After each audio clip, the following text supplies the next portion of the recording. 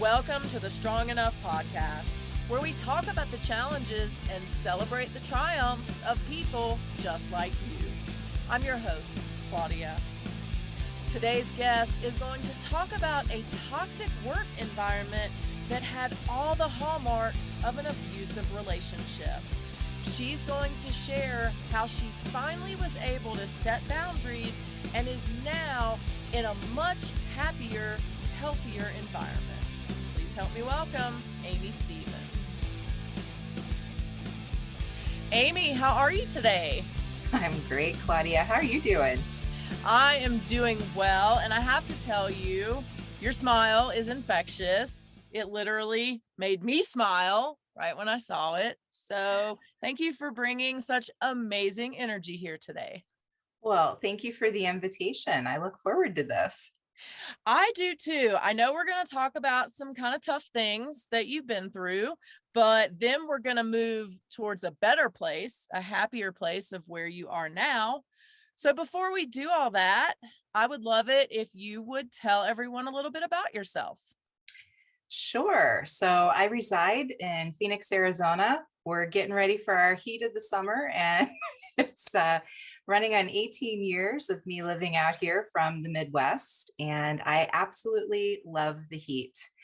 I have had the opportunity of having a variety of career options in my life, and one that has been a steady one has been being a yoga instructor.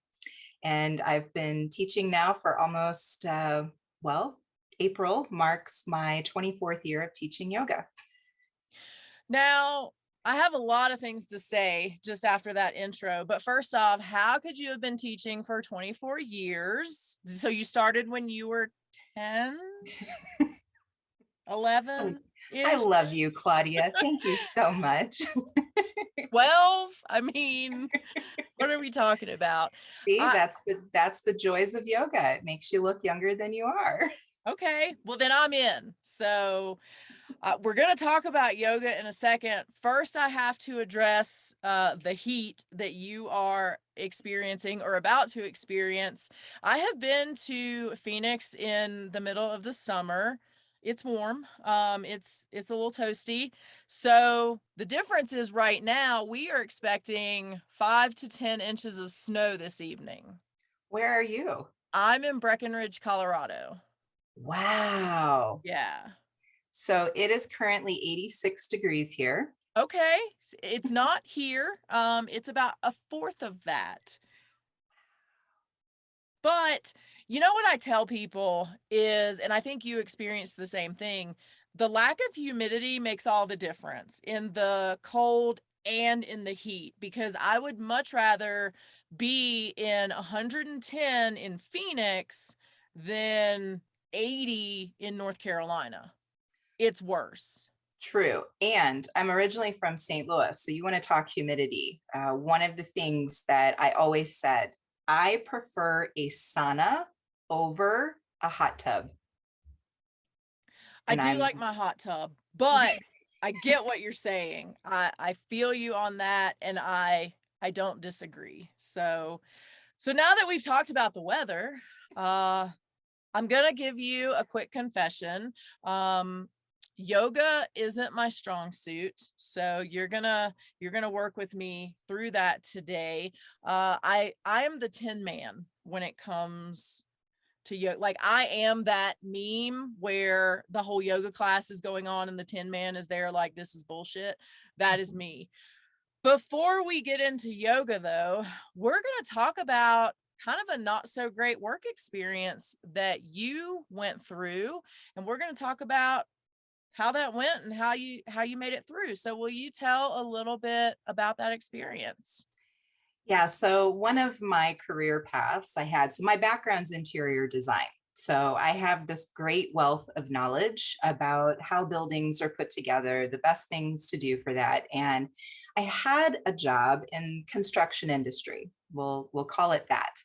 I love And I knew the boss, briefly knew the boss, would consider him to be an acquaintance, and had As I look back on all of this now, I should have known right on target that when he offered me the job, he was in the bathroom urinating. I should have known right then. But as a person, very funny, very what I thought was caring. And as I got into the role, and it was a very stressful situation, it just was a very stressful job in and of itself. We were growing at a very fast pace, and my job was everything. So I was basically his right-hand woman and did everything. And our business grew because we were in this amazing time frame of just making shit happen. Like it just was perfect timing. And I was really good at my job. And because of that, it meant that we all had to kind of step up. So when I first started, there was only there were 5 of us total in the office. When I left a year and a half later, there was 8. So they had hired more people and someone to help relieve some of the stress on me as well. But it just became this one thing on top of another, on top of another. And I felt like I was just being pushed down. Like there was no day off. That was it in a nutshell.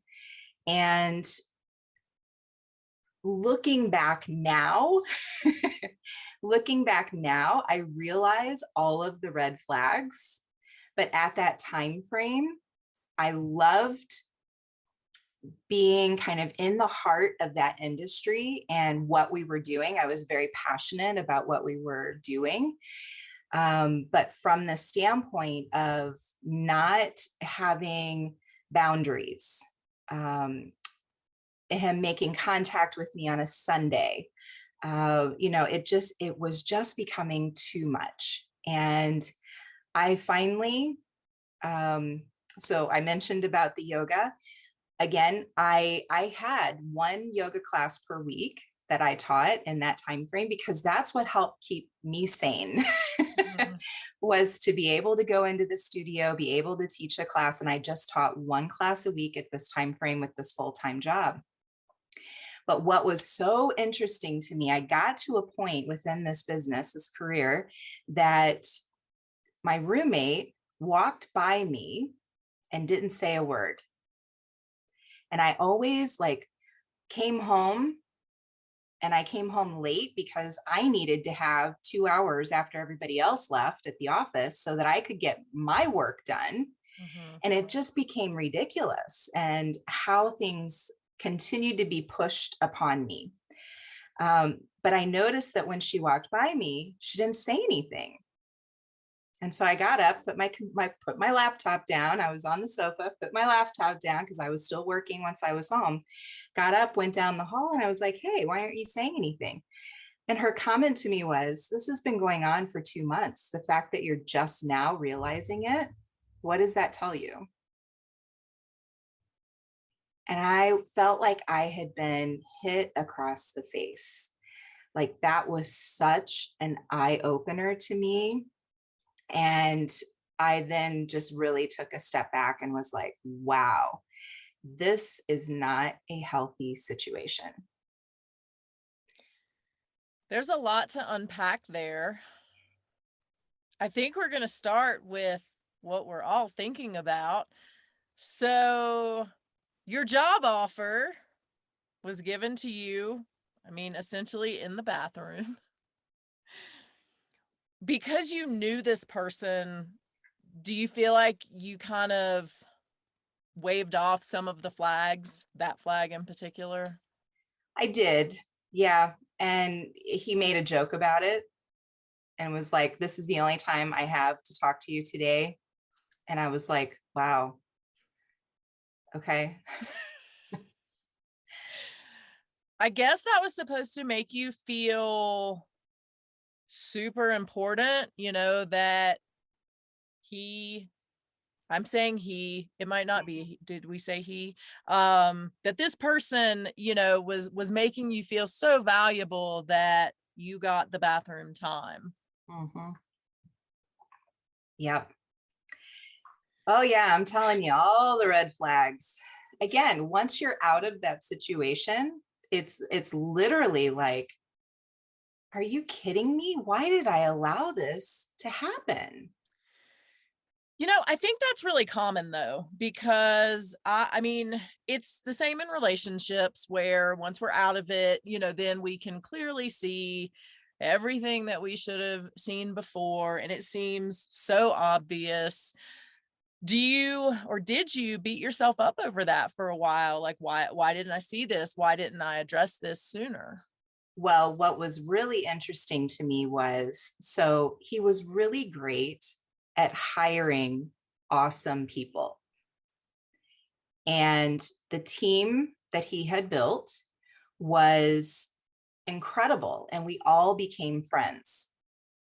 And the thing that was the hardest for me was stepping away from those friendships because I had to for my own sanity.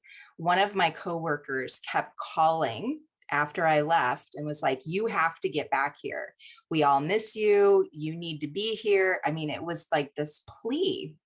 And finally, I was like, "Listen, time out. You don't tell me what I can do and don't do." And I was firm about that. And then I said, "Let me guess. He has you doing everything that I was doing and your job." And I called it. I absolutely called it. What was so interesting to me is the backlash that I got from Hmm. some of my coworkers, my friends, Hmm. the backlash that I got for stepping up for myself. The thing was, I never talked ill of what I was experiencing. I never shared what I was experiencing. What I did is I put him on the road and made him get out of the office more frequently. I learned that lesson and they all appreciated it. So when I left, his behavior shifted big time. Actually, no, even before I left. So I turned in my notice, gave my 2-week notice. For those last 2 weeks, he didn't talk to me.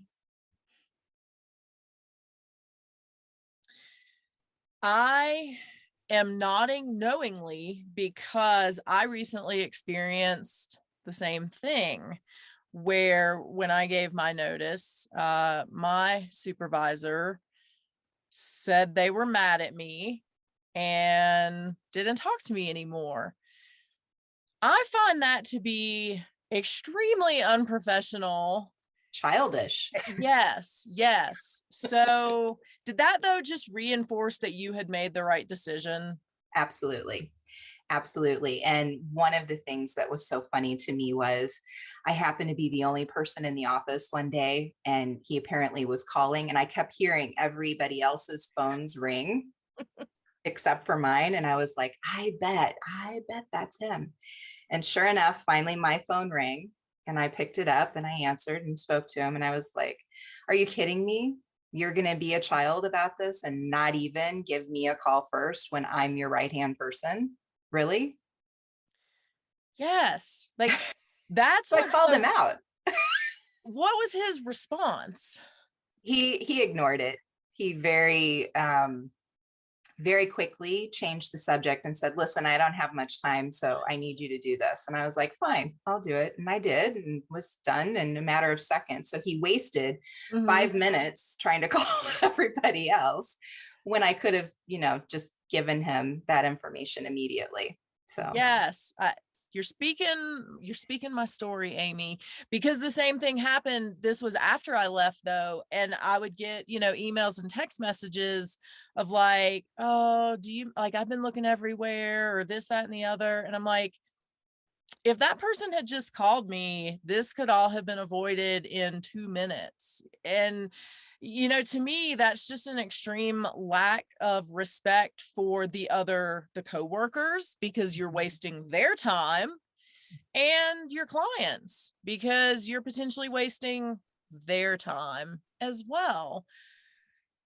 Yeah, I it was a very interesting dynamic in how things shifted after I stood up for myself. And at that point, and coming from yoga, it's all about posture, like how you hold yourself, how strong are you? And I literally, like, my posture, Mhm. I was shrinking, I was closing in on myself, I was deflated. I did not feel supported anymore. And the whole thing was just like, as I look back on everything, I'm like, wow, why did I allow this to occur for such a long time? And what's really interesting is, so after I set the boundary with one of my coworkers, she then left not too long after. He ended up hiring somebody else to cover my job. That girl actually called me and said, listen, you left big shoes to fill. You have left me incredibly organized, and I cannot thank you enough for how organized you left things.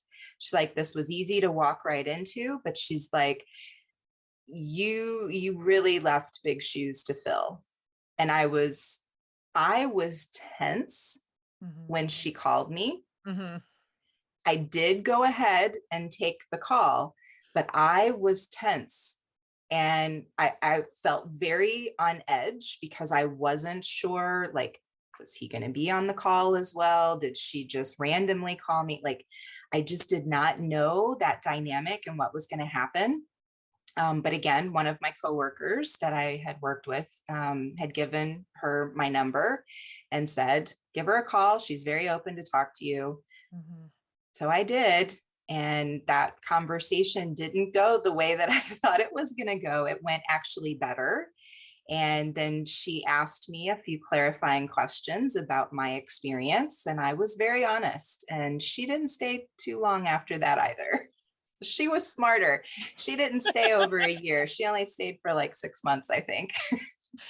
What I love though about what you just said is how you left the place and your position, because it would have been very easy for you to return the energy that you received and kind of just I, throw your bel hands up I and believe in karma. yes, I'm waiting for it to come back around on some people. So, but I do too. But I do want to point that out because I think that's extremely professional. And that just again shows what kind of person you are, that what you could have done and what you did, were two different things. And you decided to leave it in an organized manner for the next person for their 6 months to come in and rock it as best they could. I know you said you didn't really talk about what you were experiencing. Did you see other people experiencing the same thing as you while you were there? No, because we had two different departments. So everybody else was in one department and I worked solely with him. Actually, no, that's not true, because before I left, he did have somebody else assisting him. Yeah. So yes, the behavior, what? Okay. So thank you for bringing that up, because I had forgotten about that part. But yes, there were two other people who were assisting him at different times. So one left, she didn't stay long at all. And then the other one came in. Um, so yeah, it was, I think they had a different perspective, but I just, at that point, while I was there, I just was head down, Mhm. and I wasn't going out with everybody at lunch anymore. I just was disconnected from the whole team at that point. I was exhausted. I wasn't sleeping well, which is unusual for me. I love my sleep. So that was kind of another thing that I'm like, why am I grinding my teeth? What is Mm. this about? Are you one of those people that, like, falls asleep right when your head hits the pillow? Almost, yes. Mm. I need a little of that in my life. So, you talked about you were there with your head down, literally, and you mentioned that earlier that kind of you had caved in physically. What other physical or emotional issues did you notice as you were still there?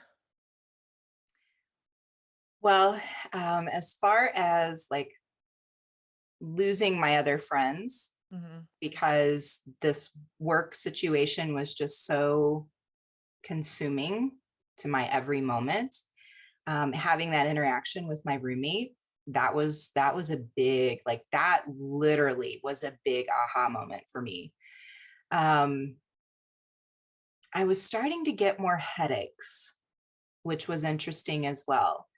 I wasn't wearing glasses at that point, but it wasn't too long after that that I did start to have to go into wearing glasses. So it was, and this is not the first time that in my life that I have had these types of experiences before. So I come from a family where my father was verbally abusive.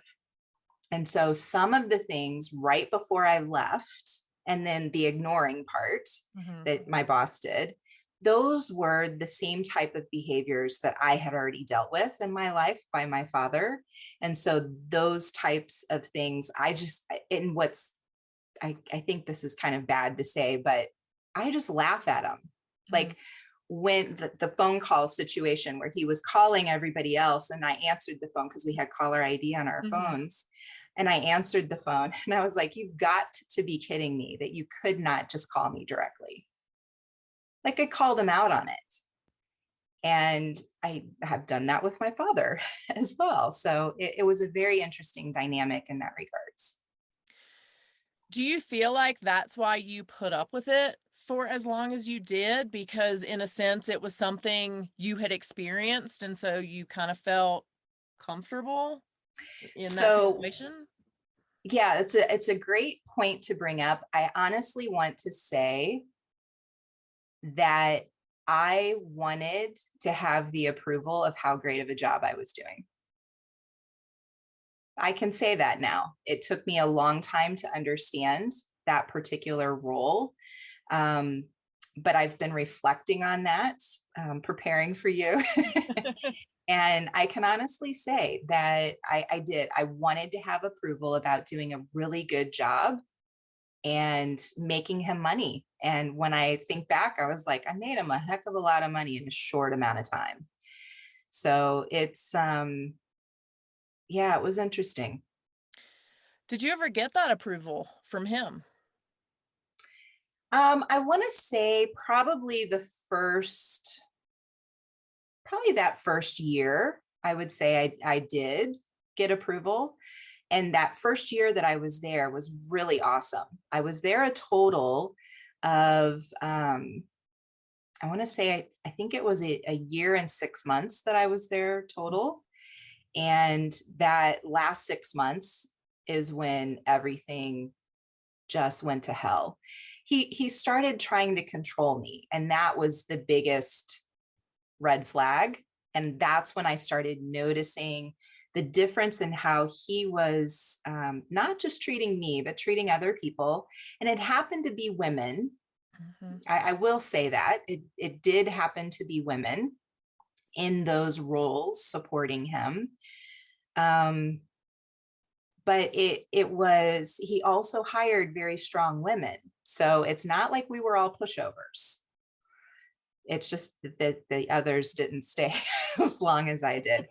Um, and that's okay. Like I had, for the most part, I had a really, really wonderful experience there. And I still talked to a few of the people that I worked with, which is great. Um, but yeah, I gave up a lot of myself and my own happiness, um, to gain that approval. It's almost like what we're talking about here is a form of an abusive relationship. And we don't often think of that our workplace can be an abusive environment. As you look back now, do you feel like that first year when everything was really great, that almost he was grooming you Mhm. to take the abuse going forward? Yeah, absolutely. Absolutely. How does that make you feel in looking back on it? Because this was somebody, and I don't know that you guys were friends, but it was somebody that you knew. So you kind of expect a little more from those people. So how does that make you feel now? Well, so he built that trust level up, and um in everything that I've dealt with in my life at this point, my father was a narcissist. I was very familiar. Mhm. And like you just mentioned, that first year, was he grooming me? Absolutely. The gaslighting was absolutely present. In that last 6 months, that was absolutely present. And being isolated from others within the team, Mhm. that also became present. And that's one of the things that I think, and I don't know if I want to generalize this as women in general, or if men, probably men experience this as well with a very domineering female boss. But when you get to that point where you notice within yourself that you are not radiating an ounce of happiness, I got to the point where I would look at myself in the mirror and it's like, who is that? So when we started this conversation, you mentioned about my smile. That smile was not present in that last 6 months in particular. How hard is that to realize that this person that wasn't a romantic relationship had that much control over your emotions and your Well, happiness? yeah, and the fact that I allowed it.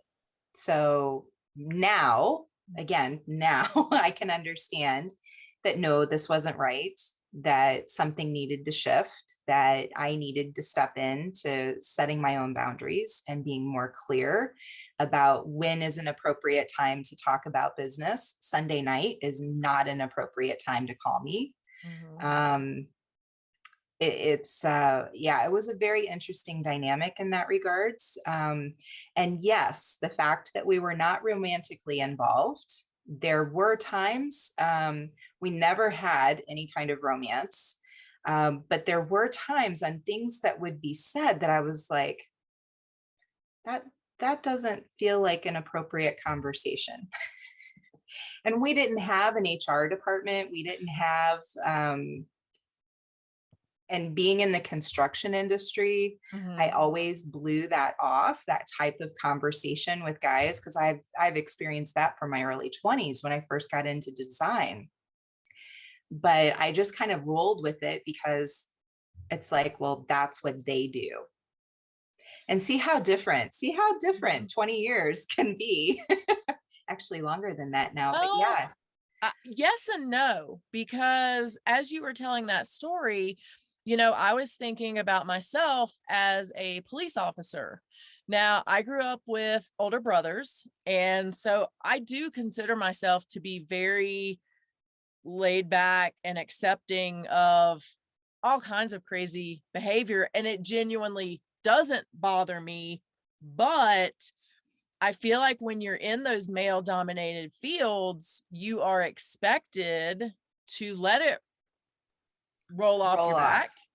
Mhm. or you're the whiny woman. Did you experience that as well? I think I just went into it with that behavior, that mindset going into it. Mhm. Again, because it was part of the construction industry, I just think I had already mentally placed myself into that situation. Um, but Every now and again, though, I think I had to just kind of pause and go, yeah, that's not cool. Try rewording that and let's start again.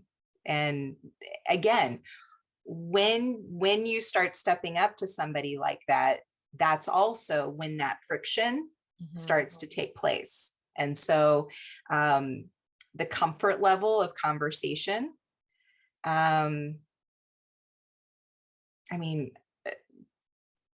he had two kids that were not, I don't think they were quite teenagers at the time.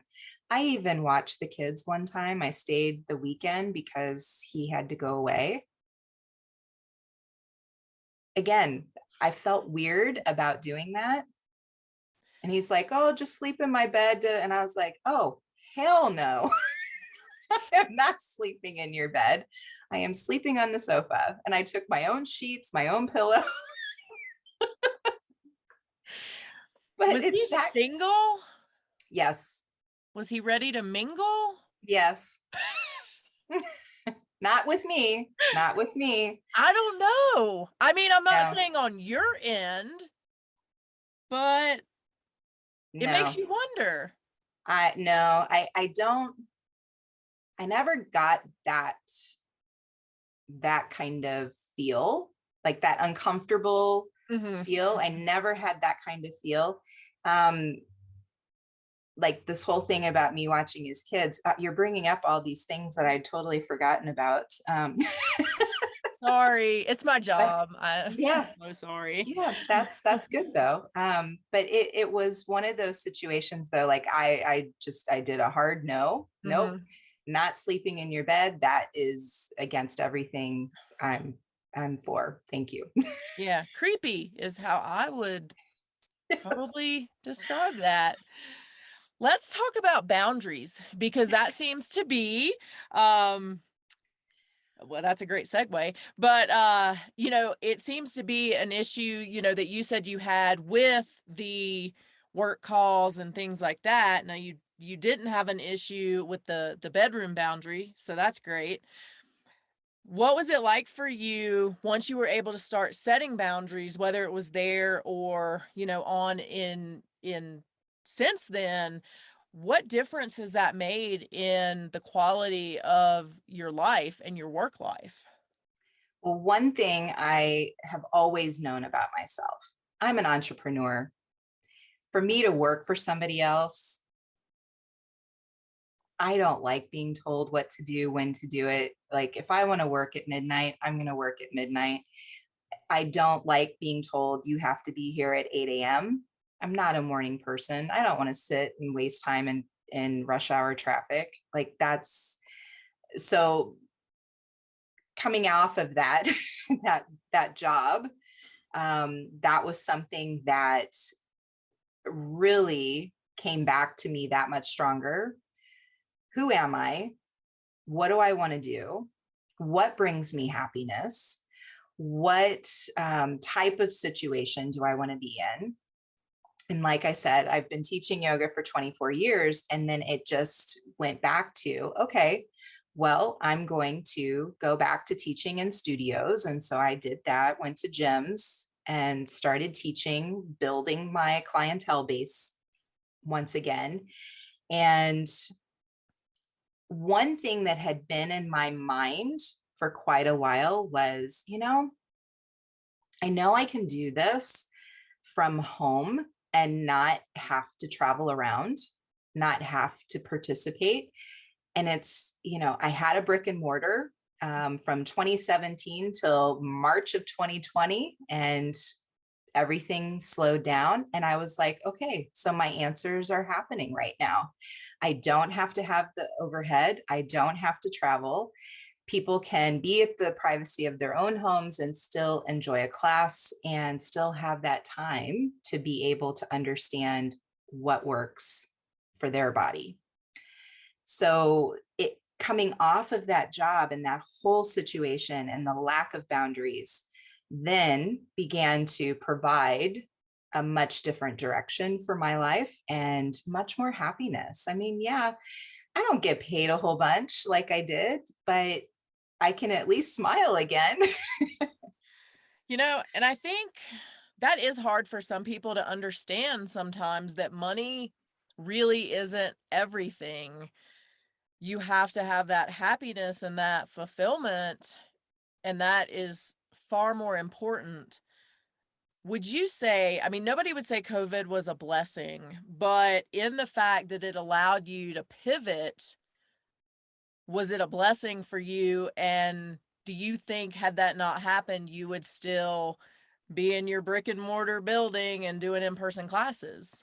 No, I had actually already started having the conversation with my landlord in 2019. And that that allowed me to get out of my lease. And he's also a small business owner, so he totally understood.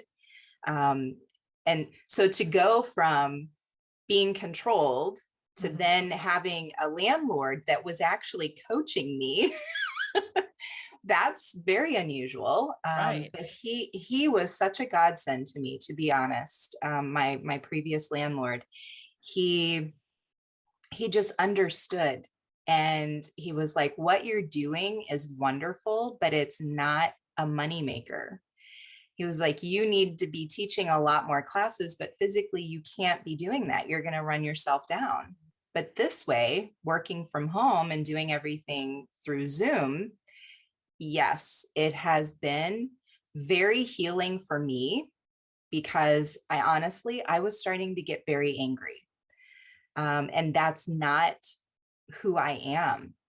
And I'm an energy healer, I'm a yoga instructor. Like, being angry is not who I am. That stress, that of the overhead of the whole experience, that was just so weighing on me. And I just finally got to the point where I was like, okay, so places are closing. My clientele, for the most part, was older. And I'm like, I can't do this to them. I'm not putting them in harm's way. We're closing shop. And I walked everybody through how to work with Zoom.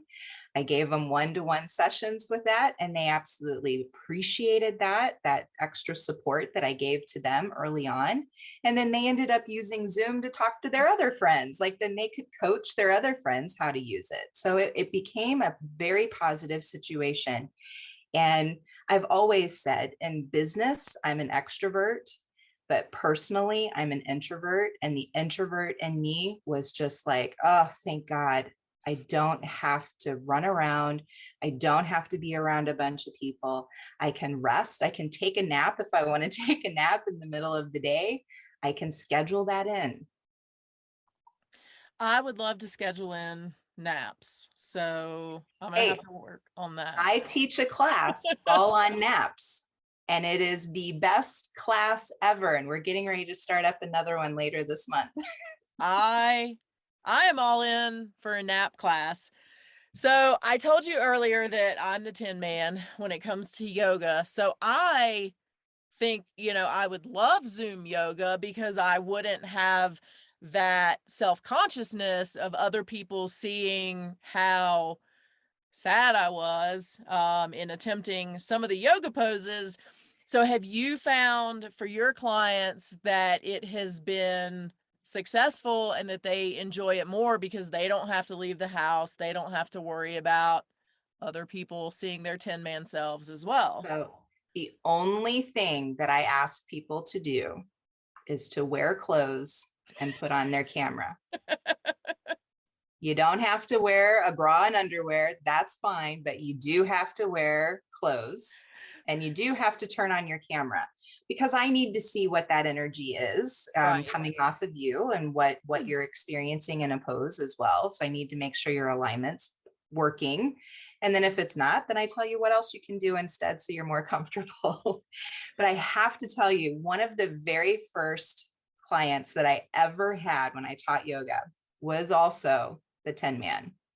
I literally, our first time, I mean, and I was young and dumb and trying to understand how to teach, when you enter into something new, you're like, what do I do? What do I Mhm. say? Why isn't her body doing what I'm doing? Like, it was the craziest thing. But I went up behind her. She was doing a forward fold. I put my hand in her mid back to kind of help. And it was literally like a spring. And she stood straight up and said, yep, not going to happen. I know the only thing that folds around here are my knees and my clothes. So that's yeah, that's not it's not gonna happen. Microwaves, often have warning labels on them. And the reason that they have them is because someone has done the things that they are now warning against. So I have to ask, did the you must wear clothes originate because somebody wasn't wearing their clothes? Yep. And they thought their camera was off. Don't take me to the bathroom during class. I don't need to see anything, and I don't need to see anything else beyond that. No. And you've already been there on the phone with a guy going to the bathroom. Like, we don't need Yep. to repeat Yep. history. Well, and what's so funny is that with Zoom yoga, it's just me speaking. You don't have the extra distraction. So you can do this whole feature about mute everybody and don't let them unmute themselves. Nice. And there's a reason for that too. But in a yoga studio platform, so when you're there and you've got, 10, 20, 30 people or whatever around you, there's always that one person who's going to let out a fart midway through class. Right? So it's always like, it doesn't fail. There's always that one person, and it'll switch. It'll be somebody else. It's like musical chairs. Somebody else will make that happen. But from the standpoint of, you don't have those additional sounds. But what is hysterical to me, a lot of my clients have cats. This is one thing I've been noticing. So I'll get like the cat butt in front of the camera or something unusual, which is hysterical. That makes me giggle midway through class. So it's a little different. All these things that you didn't think you'd have to work through for a Zoom class. I just figured clothes would not be optional. That's a whole other ball game, and yeah. I don't do that. Call me crazy. Yeah, that's a different type of class, I feel like, altogether. Yes. So do you feel like everything that you went through that kind of allowed you to reinvent yourself, reinvent your boundaries, redo your business and kind of ramp that up, has that also improved the rest of your life? Are you sleeping better? No more headaches? Like, did all of that go away as well? Absolutely. So, and what I have started for myself this year, I had been looking at this. I love being on the water. Now, we don't really have a bunch of water here in Arizona, but we do have a few little lakes. So I bought a kayak. And one of the things that I was looking into, I'm like, some of these kayaks are just so big, they're heavy. I can't put it on my roof, like, whatever. So I found a folding kayak and I absolutely love it. And I have found a couple of little lakes that, aren't ginormous by any means, but it's just the act of putting myself out on the water that just brings a completely different viewpoint to me. I'm floating around with the ducks. I think I must have been reincarnated as a duck. I don't know. I mean, they are pretty cool. They are cool, yes. But it's that to me, taking that time for myself, that was one of the biggest things that I wanted to do this year. And so that was my Christmas present to myself last year. Well, Merry Christmas to you. What advice would you give to somebody who is in that workspace and maybe they're not seeing the red flags, but they're going home miserable? And they have their roommate saying, it's been a month and I haven't talked to you and you're just now noticing. What would you say to those people?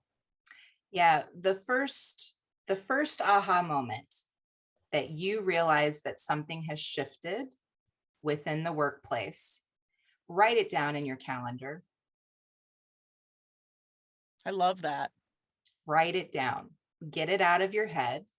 The first time that you feel like you can't catch a deep breath, like something is different, like you've been punched in the gut, that kind of feel, Mhm. write it down in your calendar and start noticing when those episodes, I Mhm. am going to call it an episode because it is like a temper tantrum. How that type of individual treats you is very cyclical. Mhm. Like you can start to see a pattern. Then, so that now the third Mhm. thing is, then track what was the conversation that made that trigger happen. So this is on you. This is your responsibility. And I actually started doing that. That last 6 months of that Mhm. job, that's when things really started to shift for me. And I started tracking things. And I'm like, okay, something's not right. And I was trying to observe what was going on, maybe within the office, within the business. I didn't know personally what was going on. But from the standpoint of starting to see the pattern, and then how close are those episodes getting? Mhm. So for me, it would be like once or twice a month, I started noticing some things. Then it became 6 times. Then it started increasing. And when that increase happened, that's when I was like, nope, I'm done. I am not your punching bag. I'm done. I feel like that's amazing advice for any type of relationship that feels unhealthy, that you start to write it down and notice, like you said, what is triggering that, what precipitated it, and then you have a really objective look at what is actually going on in that particular relationship, whether it's work, a friendship, a romantic relationship, and can help you really dig in and identify whether you're in a healthy situation or not. Yeah, and that's true, like you said, not just from a work perspective. It is if you've got a spouse or a boyfriend or girlfriend who is doing these certain things. One of the things though that I want to mention, because I do work with a lot of domestic violence um, situations, Mhm. and unfortunately, I lost one of my clients to gunshot on Christmas Day. He Wow. killed um, he killed the wife Mhm. after killing his 2 children. And that one still gets me. So you do have a choice, but Mhm. make sure that it is a safe choice. And I need to emphasize that because if you are in a relationship where you know that something's not right, bruises on you is not right. That's a physical thing. And a lot of people can see that. And he will, I say he, that's usually what I'm dealing with. Mhm. But I know it can be reversed where a woman could be physically assaulting a husband or boyfriend. But from the perspective of don't allow the lies to take over. No, you did not run into a wall. No, you didn't pinch yourself. From a physical standpoint, Mhm. be clear, don't cover it up, and take action sooner rather than later because the outcomes can be just literally deadly. There are so many places. And I just since I'm on this role right now, Mhm. one of the best resources that I have found, it's a website. It's not specific to any area, but they have information for US, Canada. It's called Domestic Shelters. It's plural, domesticshelters.org. And I actually started looking up more information on their website about gaslighting, about some of these issues that I had never heard of. And yet I had experienced. And it gave me a lot more clarity. If you start feeling like you're crazy, you are dealing with verbal abuse. That was a huge aha for me with my dad. That was a huge aha. Then it was a boyfriend that I had that situation with. Don't let yourself get pulled in. Let yourself stand taller, get out of the situation faster, educate yourself. I'm glad you brought up that resource. First off, it is an amazing website. It will also tell you if you're looking at shelters, it will tell you what shelters are pet friendly as well. So that's a great resource to have. I will definitely get that up on the screen for the people who are viewing this.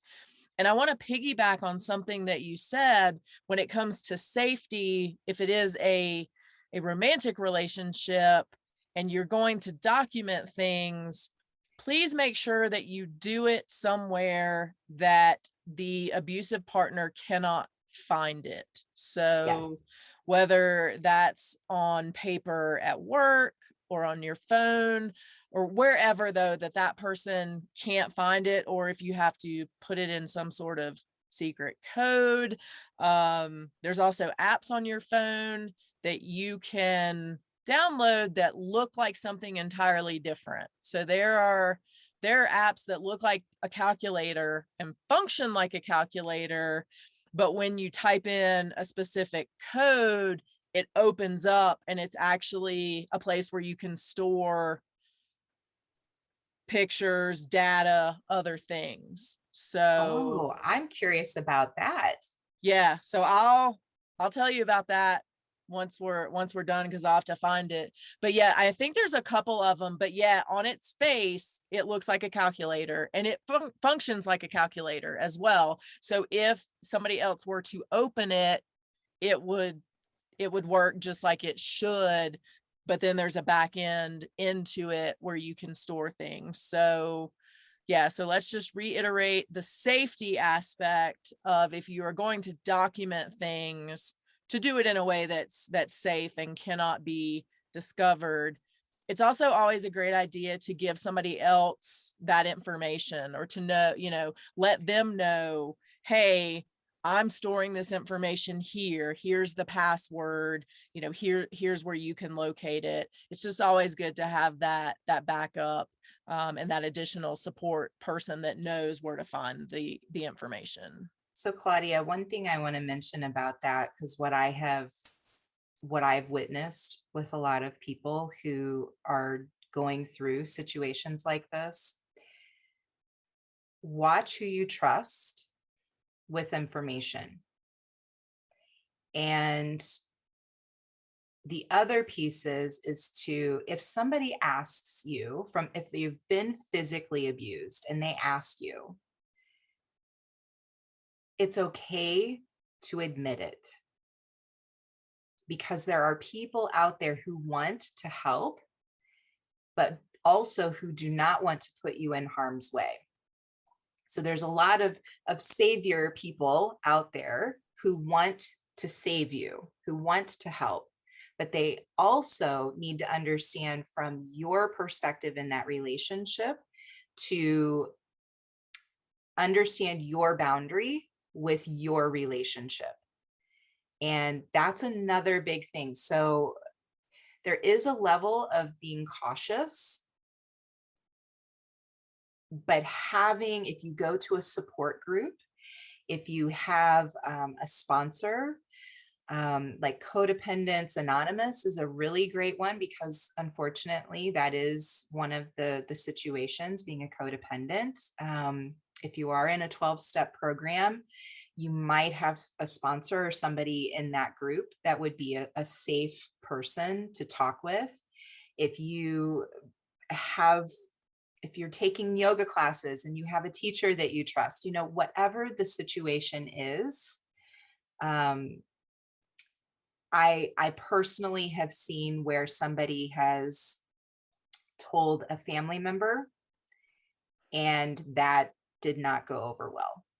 So I just want to bring that part up as well, just from experiences that I've had. And I'm so glad you did. And it's hard because these people are already in a vulnerable situation and they're like, but how do I know who to trust? So do your best. But I like what you said. Sometimes it might be an instructor, a therapist, a doctor.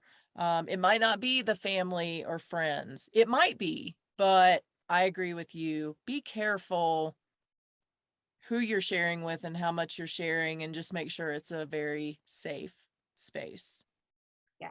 And I don't want to be Debbie Downer on that at all. But it pains me when I see situations occur and when I hear it from my clients. So I just wanted to be clear on that. I'm so glad that you did. Well, before I let you go, we are going to talk about something a little lighter. Yeah, we got And heavy there. Oh, I know. We just like let's really all got take it. into it. Let's all take a deep breath, shall Yeah, we? just second for a deep breath, 5.5 seconds in, 5.5 seconds out. So we're going to talk tattoos. Now, I know you can't tell today because I have on long sleeves and I don't have face tattoos. That's a whole other episode. But I love tattoos. They tell a story. Now, I know that you don't have tattoos and we're still friends. That's okay. I know why you don't have tattoos, though. It is primarily because of the pain factor. So here's what I'm going to put out for you. It doesn't cost any money and it doesn't hurt. And you can snap your fingers and you can make it go away when you need to. So with all these parameters, what tattoo would you get? Do you need to know where to? I mean, if you want to share, but you don't Okay. have to. So I think here on my wrist is kind of a reminder, and it's a spiral because our energy in that movement, now it's not a spiraling out of control. Let's be Mm-hmm. clear on that. But it's the energy to draw in. And right in the middle of it, I would have the symbol. So universal connection. I think that's what I would do. I love it. You can get like long lasting temporary tattoos. You could I try have it out. done I have done henna tattoos. I have done my own henna tattoos and I loved them. They're just kind of time consuming and then they do disappear after a while. Um, but I am a big baby when it comes to needles. I totally get it. So, but I'm glad you had something in mind. So if the painless tattoo comes out, you will be there probably second in line to get it. Well, and I had a girlfriend when I was out of college. I had a girlfriend who had a butterfly on her belly, and then she got pregnant. And then it was like a pterodactyl. So we've always laughed about that, but I was like, yeah, no. I love it. I love it. Well, Amy, you have been amazing. Where can people find you? So if they want to do yoga with you, if they want to do some breathing exercises and calm down, if they just want to come hang out and bake in the Phoenix sun, where can people find you? Yeah, just go to my name, Amy Stevens, and I'm a STEPHENS.net.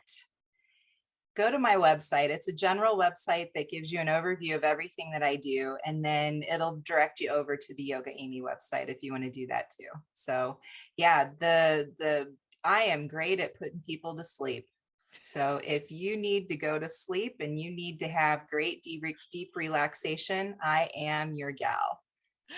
I am coming to you for that. If you can It's all change my sleep life, then I'm it's all in. and it's all done via Zoom. I You don't even have to be in my neck of the woods. I've worked with clients overseas. Yes, and I can put people to sleep anywhere. It's fabulous. I am there for that. Amy, you have been truly amazing. I appreciate your time today. Thank you so much for sharing not only the struggles that you went through, but how you have rebounded and turned everything around for the better so that you can now help other people as well. Thank you so much. Thank you, Claudia. I really hope you guys enjoyed my conversation with Amy as much as I did. I truly appreciate her sharing her story and talking about some of the red flags that she missed. I'm so glad that she's now able to set boundaries and is happier and healthier in her career. So remember, until next week, you are strong enough and you are worth it. Thank you for listening to the Strong Enough podcast. You can find us on your favorite podcast platform by searching Strong Enough. And on YouTube, we're on the Spear Talk channel. Don't forget to follow us on Instagram and Facebook at Strong Enough Pod. If you have suggestions for an upcoming episode or a future guest, please reach out at strongenoughpod@gmail.com. Remember, you are worth it.